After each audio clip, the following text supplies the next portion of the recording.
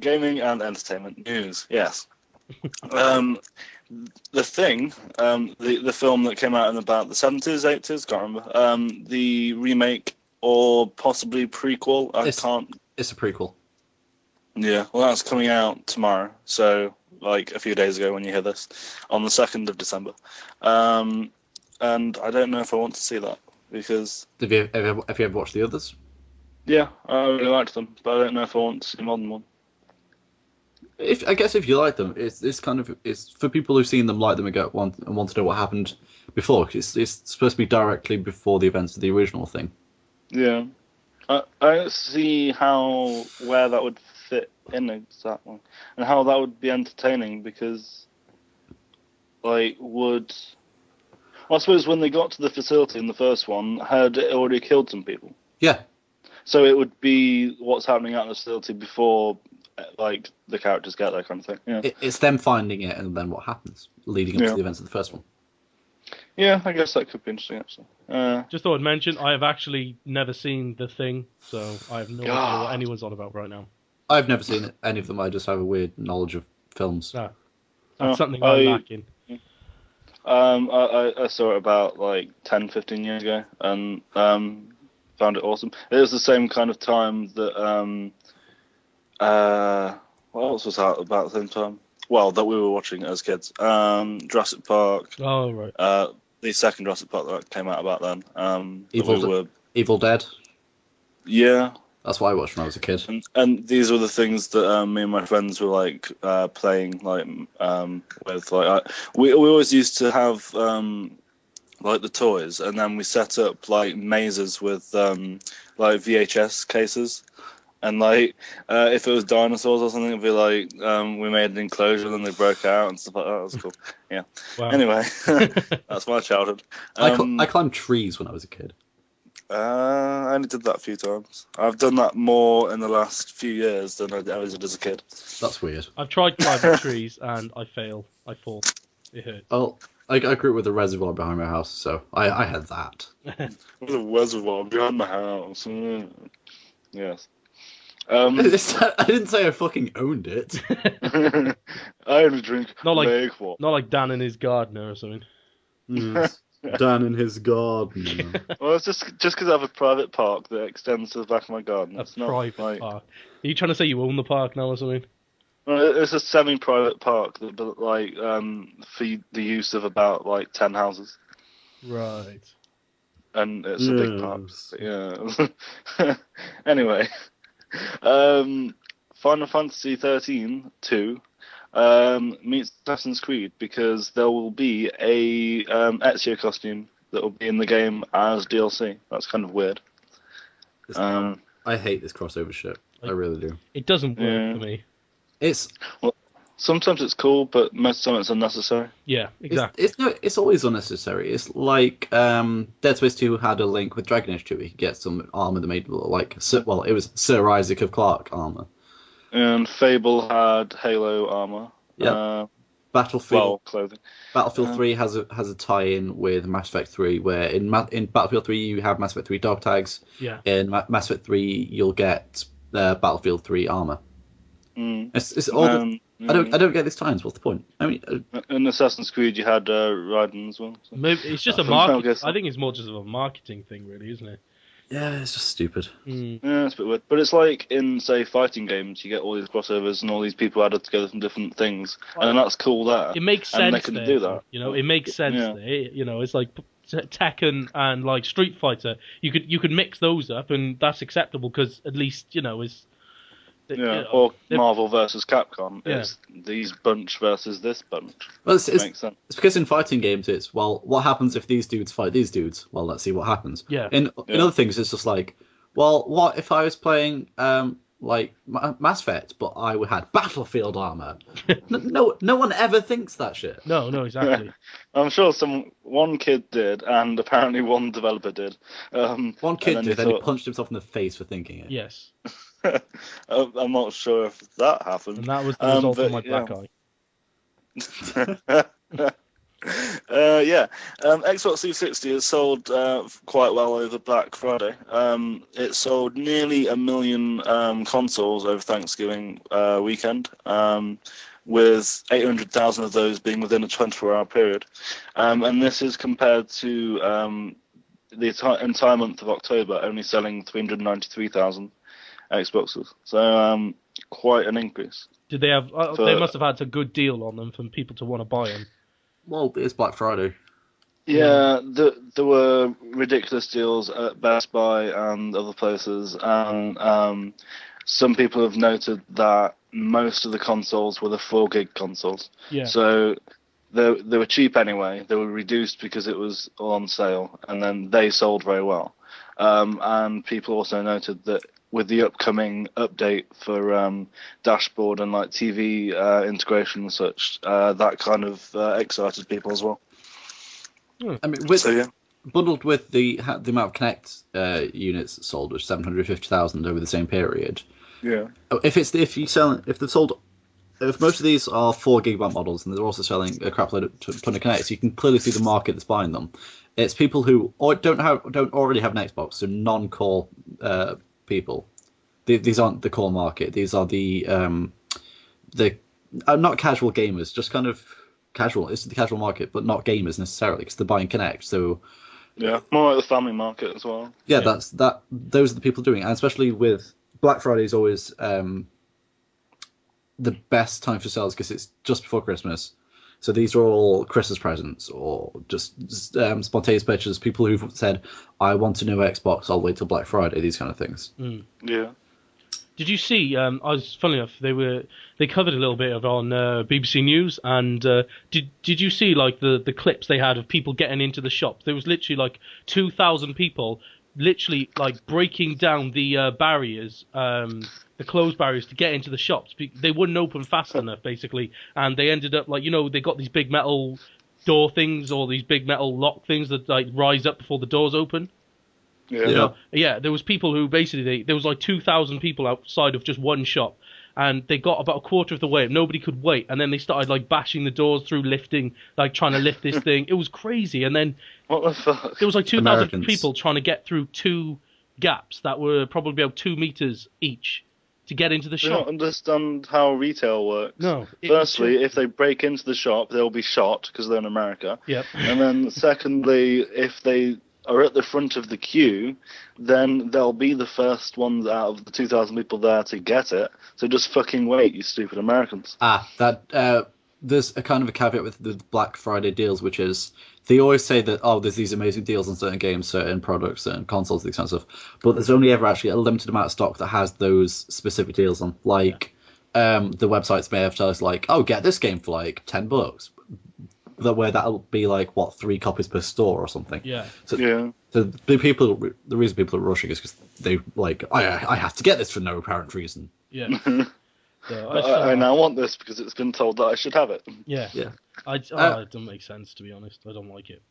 On the dashboard update news, the details for the first pricing for one of the new TV systems has been announced, and it's crazy expensive, in my opinion at least. I've had arguments with people about this. It's Verizon was the first one to announce it, and it's $90 a month for the first 2 years. But that gets you you have to have that works where you have to have their internet, and so you're paying for their internet, paying for their cable box, and then you're paying for the services on top of that. So you have to have all those things before it can even work, and you have to pay for it all in this particular method. Right. It seems ridiculously extortionate. I mean, if you have, why would you want this particular combination of things for that kind of price? Why wouldn't you just have an Xbox and then buy cable separately? It's just what the fuck? It's FiOS, so it's fiber optic. So you're paying for fiber optic internet for 2 years. You're paying for a cable box or cable subscription, which you're using through your Xbox, I think, or it's cable box separate, and then the Xbox service on top of it. I spoke to people about it, and they, like Americans, obviously, because they'll have a better insight on this than me. I thought $90 was a bit steep, and some of them were saying it's actually a surprisingly good deal. Well, in general, internet is a lot more expensive in America than it is here. And especially for fiber optic. Yeah, it's really expensive. So I guess it's a comparable price to what's otherwise available in the marketplace in America. But if you translate that price here, that would be ridiculous. Yeah. The issue is, though, you can't just buy, if you have a separate cable subscriber and you have a separate internet subscriber, you can't just buy the package itself. Also, this is the first one that's been priced, and there's hundreds of other partners that Microsoft have got, and none of them have announced any kind of pricing details. Bear in mind that this update comes out next Tuesday. It's a bit not suspicious, it's just weird. Yeah, I suppose with this one they'd be testing the waters and see what people think on the pricing. Yeah, and then everyone else will jump out with their prices when it comes out on release day. I think all the companies are playing a game of chicken, and Verizon were the first to go. And now they're going to see the reaction and then gauge it. It's like with the first slew of console releases of this generation, where they were priced stupidly high because they thought that's what they needed to sell. To make a genuine profit, they had to sell at a certain price. Like with the PS3s, they were selling them for like £400 when they first came out. And then they went, nope, can't do that. It doesn't work. No one's buying them. So they have to sell them at a loss to make a profit. Yeah. Kind of a weird business model that they had to use. So I think a lot of these cable subscribers are going to do the same. They're going to say, we're going to have to sell it at a loss up front, but we're going to gain profit over time with the subscription. It's like a smaller profit, but quicker turnover type thing. Yeah. So. Yeah. That's that piece. Speaking of sales, Battlefield has sold over 8 million units across platforms. Yay. And shipped 12 million units to stores. So that's looking quite promising in terms of sales for Battlefield. It's added 3 million units since we last saw statistics. The last statistics came out about a couple of weeks ago. They were like 1 month. No, they were 1 week sales. So this is like 1 month sales. So 8 million units sold and 12 shipped. Shipped essentially isn't sold, but it basically is, because retailers They've got the money. Retailers don't buy copies of the game if they don't think they're going to sell them. So you basically say these 12 million units have sold. Yeah. So it's actually faring quite strongly against Modern Warfare. And I know Modern Warfare broke like every box office record for its first day sales. They always do, though, let's be honest. Yeah, but Battlefield's proven to be a slow burner. Yeah. It needs to not be compared to Modern Warfare too much, because we say, yes, Battlefield's doing very nicely, but then if you compare it to Modern Warfare, which has a ridiculously long kind of build-up in terms of the franchise, and you've got much more marketing. You've got like complete COD fags who don't know what games are and don't know what a good game is, and just buy it and play it, and will always go with COD. So you've got like skewed figures of there will always be more people buying COD, well, for a long, long time. And you can't really compare them. You can just say Battlefield is doing really good for a Battlefield title. But you kind of have to, because at this point, Modern Warfare has become the model of success in the games industry. If you're going to say how well a game has sold, you're always going to say it's sold this many. Compared to Modern Warfare, which is the biggest game because it always sells this many. Yeah. Yeah. It's like when a movie sells particularly well, they'll always compare it to the highest grossing movie of all time, which at the moment is Avatar. Yeah. I thought that got overtaken by something. No? No? What's going to beat Avatar? I thought something did. Didn't Harry Potter? No? I'm crazy? I can't remember. I think you're just crazy, Dan. Oh, okay. Well, that's cool. Yeah. But yeah, good sales for a Battlefield title. And yeah, next, speaking of first-person shooters, we've got rumours or suggestions that Dead Space might be made into a first-person shooter, which is odd. Kotaku has claimed that a source in EA has planned to further develop the franchise in different directions, with first-person shooters and flight games also being like on the cards, kind of thing. It's odd. You can kind of see where they're coming from in wanting to develop the franchise, but it seems really weird. I don't know. It doesn't seem like the the normal thing to do almost, you know. Yeah, it's a bit strange. What are your opinions, Dave? Well, the way this has been leaked and what some other sources are saying, it sounds like this may just have been a brainstorming meeting.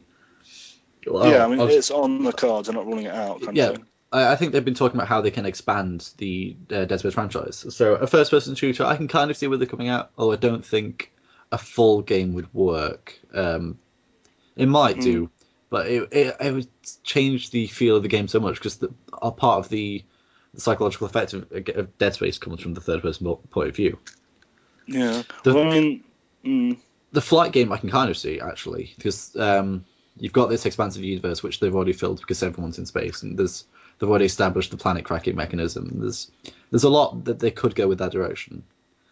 Whether it be commercially successful, it remains to be seen, because it probably suffered from the same way that Halo Wars suffered, which is it'll get bought by the hardcore fans, but everyone else will look at it and go, that's not a Dead Space game. Yeah, exactly. yeah. As for the Uncharted-like game rumor, I think that's more of them say Dead Space 2 had a really strong cinematic feel. It was fast. It was fast-paced. Everything was. It did a lot of things better than a lot of other games have done in terms of how it told the story, how it's paced. For a linear game, it was very well put together. And Uncharted is, like, at the moment, the benchmark for a cinematic linear game. So for them to try and emulate that kind of style is nothing but a good thing. Yeah, I mean, it's always good when, I mean, like, everyone takes kind of inspiration from everything, and it's like we would like to be like that. It's like it could only be a good thing, really. I think there were already some Uncharted moments in Dead Space 2, because you had, like, the train sequence was a very action-packed kind of cinematic experience. Yeah, and like I like those kind of moments within both Dead Spaces. Like they're almost loading screens, but like action loading screens, which is cool. I wouldn't be adverse to a lot more of those kind of situations and a lot less of the kind of clear the room kind of, because a lot of Dead Space is obviously you just making your way through these structures which are populated with necromorphs, and it gets a bit repetitive, but never in a bad way. Yeah. The action sequences always changed it up a bit, kept it fresh, and I think a lot more of those would really help the game. Yeah, I like the moments where the windows get shot as well, that kind of thing, where you have to like quick time grab on things and stuff like that. So yeah, I like those kind of cinematic elements, and they should add more of those. So yeah, on to discounts. We've got a lot of Capcom titles this week. We've got Age of Booty for 200 Microsoft points. We've got Super Street Fighter 2 Turbo HD Remix at 600 points. Street Fighter 2 Hyper Fighting at 200 points. And Final Fight Double Impact at 400 points. They're all half price. Booty. Booty, yes. I knew you were waiting for that. I slightly interrupted you, and then I was like, it's coming, isn't it? Then Jesus. on DLC, we've got Magic the Gathering, Jaws of the Planeswalker, 2012, 240 Microsoft points. NBA 2K12 Legends Showcase, 800 Microsoft points. Mercury HG Rare Earth Elements, 242 Microsoft points, which is quite good. It adds quite a few like challenge maps and like more elements and stuff. It's cool. Rock Band 3, yeah. U-Star, yeah. Ace Combat, Assault Horizon, skin sets, 400 points. Rocksmith, multiple tracks, 240 points. Automedius, excellent. BGM packs, 140 Microsoft points. I don't know what that is. So, yeah. I've never heard about it. I'd say Automedius. Yeah. If you're the target audience, you probably know what that is. It's fine. Connect Fun Labs battle stuff for free. An expansion to the Connect Fun Labs. So, some cool stuff there. And then on Games on Demand, we've got James Bond, Bloodstone. I've got Apache Air Assault, Kung Fu Panda 2, and MX versus ATV Alive, whatever that is. Motocross versus All-Terrain Vehicle Racing Alive. Oh, there you go. I used to be a fan of all-terrain vehicle racing games and motocross racing games. I love classic. Motocross. And then we go on to tech news, which means it's Ben's time to talk. It's my turn. Hooray. Oh, you caught me in the middle of a stretch. Hang on. Oh, that's better. Well, that makes for good radio. The middle of a stretch. Oh, yeah. Oh, yeah. Anyway, first of all, we'll cover some Apple news, and there's the promise of a 15-inch MacBook Air. At the moment, the series only goes up to a 13-inch MacBook Air, so there's no release dates to it yet, but it's kind of in the pipelines to be creating one. This past Monday, a load of people decided to have a go at trying to unlock the iPhone 4S, and although they haven't completed it yet, there's a promising unlock coming, like eventually, for the iPhone 4S to unlock it from your your service provider. Yeah. So jailbreaking. Siri's been cracked already. Yeah, funnily enough, I think I talked about that somewhere. Yeah, Siri's been cracked, and it might be coming to Android. Yeah, I've heard that rumor. But well, that would bring some legal disputes straight to the table. It would, nope, wouldn't it? Not really. All you have to do is shift the code around a bit, give it a different name. Yeah, true. They can't do anything about it if you do that. It's rebranding. Funnily enough, Robin Williams kind of had... What? Yeah, don't worry. He kind of had a go at the Siri thing, because he's got an iPhone 4S, and he was on a chat show, and he was kind of doing his impression of the Siri and how it doesn't kind of respond, and he says he was in France, and he said, Siri, find me a good French restaurant, and the Siri just said back to him, sorry, I can't find a restaurant in France, and he started taking the mick out of it, and yeah, it was quite funny, really. That's probably because it's an American-based thing, so it's probably confused by Europe. It's like, oh, this whole place is called Europe, right? Yeah, I guarantee describing that bit is a lot funnier than hearing Robin Williams do that bit. Oh, trust me. Well, what I'll do is I'll put the link to the YouTube video in the description for this show. So yeah. Anyway, Microsoft have come out and said that they have had voice control on Windows Phone for over a year now. So what they're just trying to say. Yeah, what they're just trying to say is Apple haven't done anything new and we actually did it first. There's a difference, though. Microsoft one was rubbish. The difference is the packaging, as is always the case between Windows and Apple. Apple package it in a really nice way that make people go, oh, this is amazing. Yeah. This is much nicer than it actually is. Whereas Microsoft go, look, it's really functional. Yeah, it's kind of... Well, and also... just the benefit of Apple having a bit more time to work on it means it's a bit more reliable, perhaps. Possibly. But I think with Apple, all they've got to do is make something really pretty looking, and, all they've got to do is make it look pretty and make it look intuitive and that, and people will immediately think, oh, that's better, but, like Dave said, it's basically the same thing repackaged, so... Apple have smarter design, I will always give them that. Yeah, their design is always, it's just... As far as what their products actually do, they're not light years ahead of what everyone else is doing, is what a lot of Apple users seem to think they are. Yeah. Apple isn't. It's just a different way of doing things, if you know what I mean. Yeah. Anyway, and lastly, what I got is this is probably for a couple of years down the line, but one day Apple are looking at you being able to have your MacBook transform into an iPad. Basically, they're copying the idea of the Asus transformer. And they're gonna, and they're gonna try and make a MacBook that you can unplug and turn it into an iPad. To be honest, I can't see that. I mean, they'll make it look pretty and make it look nice, but I just don't think functionally it won't work properly. Well, if you think about it the other way around, though, if you think of it as an iPad which you can plug into a keyboard stand thing that has a CD-ROM thing, CD tray and stuff, like. That kind of works because there's like the Asus Transformer's already done that though. Yeah, I mean, I think it's a silly idea and it's a bit pointless, but I can see it working because people like iPads. So yeah, I just think that with the Asus Transformer, which they're bringing out the Transformer Prime, which I'm obviously going to get because it's Transformer related. So, but.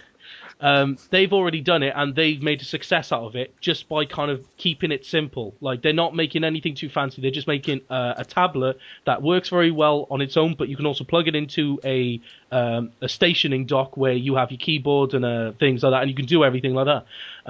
But I just think Apple are going to ruin it if they do it. I don't think they'll ruin it. I think that this kind of idea is the future of what laptops will become. You'll still have dedicated laptops like you have now. Yeah. In the same way that laptops have taken over heavily from the desktop user base. Yeah. Because desktops now are for different purposes than what laptops are for.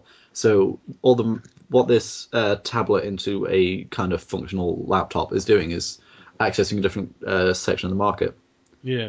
Yeah, and those that would be buying tablets anyway, and then making it like advertisable to people who would just buy laptops as well. So it kind of is.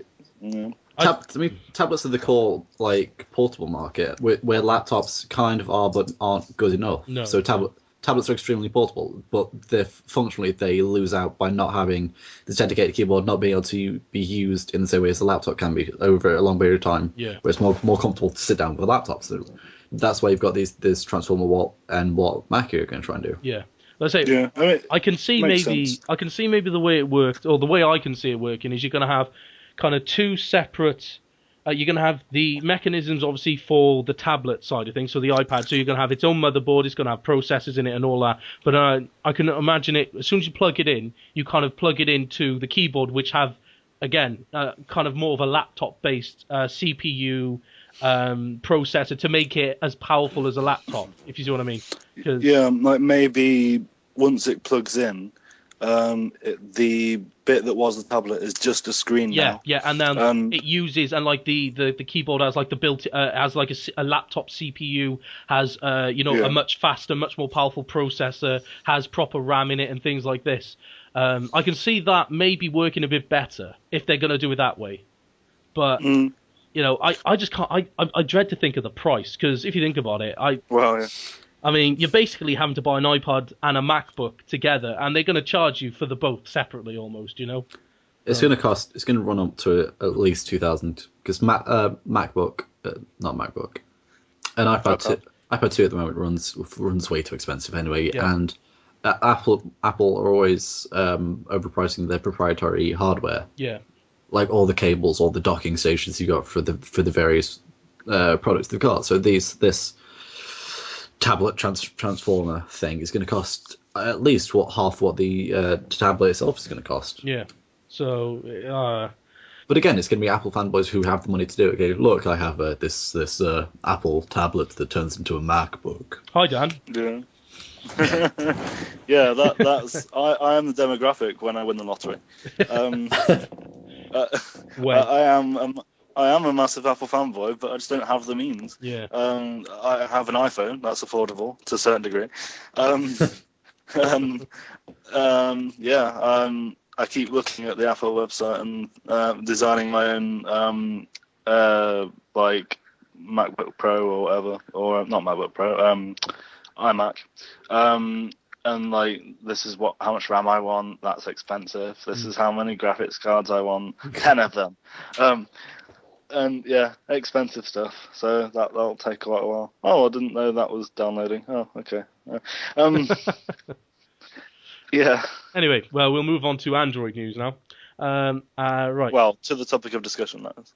No. That was the. No? I've just covered Apple news. Now I've got to do some Android news. How much news is there? Jesus. There's lots. Jeez. Then I'll add in quickly. Also about Apple. There's news that in 2012 the new iPhone and iPad that are obviously being developed, they will most likely bring 4G technology into the kind of almost mainstream, premium mainstream, because there's been a deal that's been discussed where they have bought the manufacturing capability of 4G technology somewhere. But yeah, that's cool. On to Google Android news. Panasonic are to start selling Android phones in Europe and possibly the US. Panasonic have brought out their Lumix phone. It's basically kind of working with the kind of digital camera technology that they already have. I can kind of basically just seeing it like being a bit like a Sony Ericsson, because Sony Ericssons have always had a history of having good cameras, so I can just see it being another thing like that, really, you know. As well, the Lumix runs off a modified version of the Windows Phone 7 software. Yeah. It's got the same aesthetic style as the Windows Phone 7, which looks nice. I do like the Windows 7. Although they are Windows 8 will be coming out reasonably like next year sometime, you know. So yes, which with that you're going to get a Windows Phone 8. You're also going to get the rumors they're going to release a new Xbox SKU. Yeah. Which is more compatible with Windows 8 technology, because there's people have ran through the source code of the new Metro dashboard update. People who are in the beta, obviously, and have found Windows 8 source code in the Metro dashboard. Yeah. Oh yeah, I've heard of something like that. Also, with their phones, Windows 8 phones, they're looking to try and integrate Windows 8 together, like Android have done with Ice Cream Sandwich. They're looking to do that with with a better name. Yeah, basically. I love the names that they come up with. It's amazing. Anyway, Samsung and T-Mobile are to launch a white Galaxy S2 for some reason. I don't know. I don't like white phones. That sounds a bit racist in a way, I suppose. But I don't know. It's a bit tacky. I always think like just white phones look tacky, you know. Well, it's because they're supposed to look clean and professional, the same way that Apple uses its white and silver. Yeah. Well, I think it works with Apple. I mean, like, but it works with Apple because it's brand recognition. Yeah. With everyone else, it's like that's white, but it's not an Apple product. Exactly. So, it's an imitation. Yeah, it's like how everyone started using white headphones, and like with the cable being white, and then everyone thinks, oh, they've got an iPod or an iPhone. exactly. Because white cable. I love the color brand recognition, because Microsoft is going green, if you've noticed. Yeah. Oh, actually, saying that, Windows 8, their color for Windows 8 is orange. It's orange and green. It's orange and green, is it? I love their blending of the two weird Well, colours. do you know why it's orange and green? It's because they're calling it mango. Yeah, they're also there's a website which I go to for like Windows and Xbox news, and there's a rumor, kind of official rumor.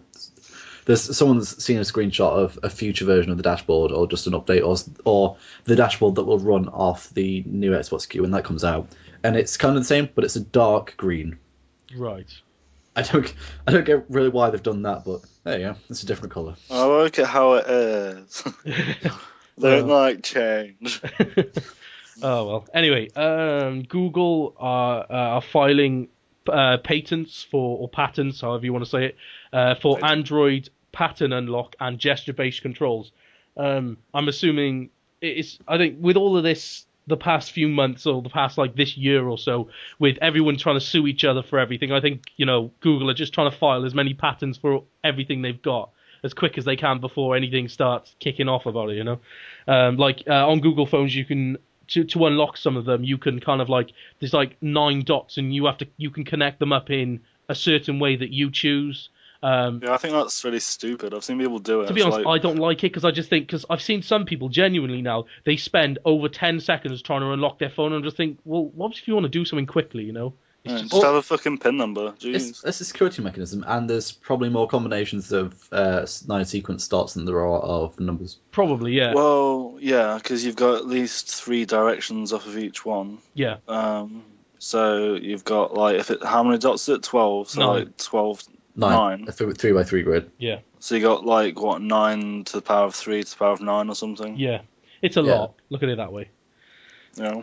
Anyway, Google Maps for Android now lets you explore indoors, weirdly. Basically, the idea is, Google Maps have now integrated with their Android phones. You can go into a building and find your nearest toilet. That's basically the theory. I assume with specific buildings like museums and like public buildings. I'm assuming so. Public buildings. They started. I saw the news story for that when they were doing the actual photo taking for it. Yeah. I was like, that's such a weird concept. I don't know.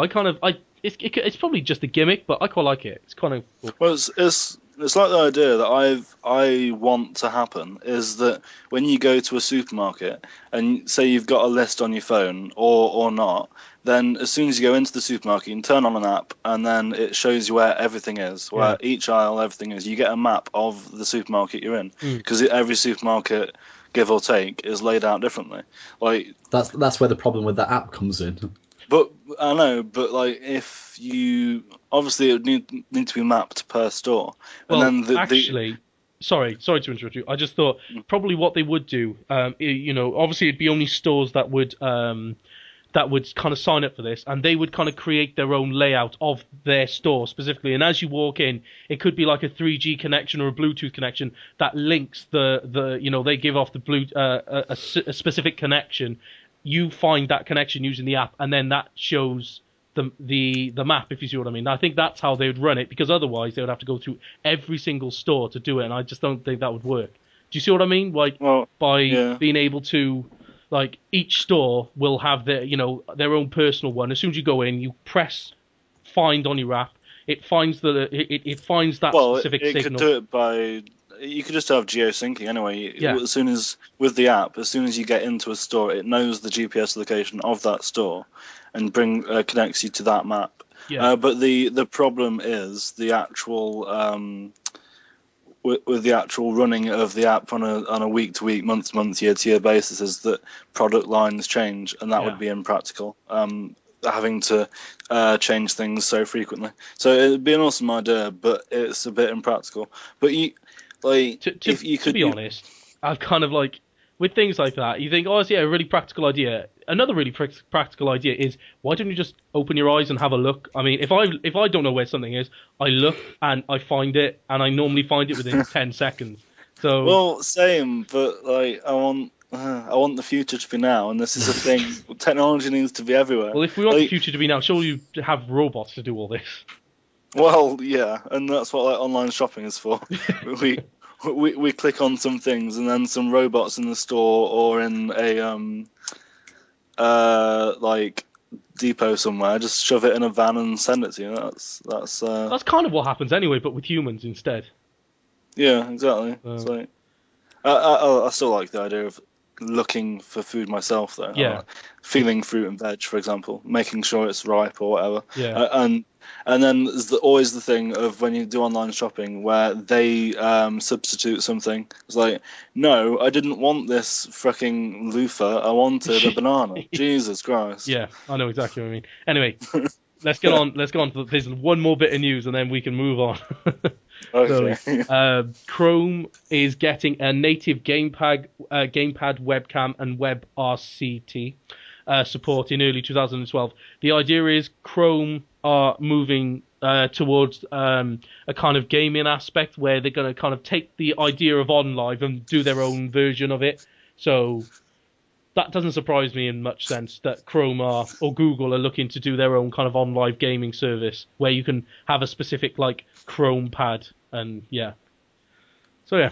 Well, yeah, makes sense, but I don't know. They seem to do a lot of things. They seem to have their pies in a lot of fingers. Their thumbs in a lot of pies is what I mean. Yeah, They seem to be spread.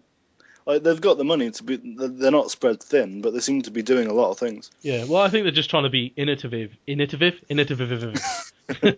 Everyone is talking so well today. It is. Yeah. Yeah, well, it's early, so you know. I'm just going to blame it on the fact that I'm Welsh and I can't speak properly. That's my. Well, you're just speaking Welsh. You're just putting vowels in. And... Exactly.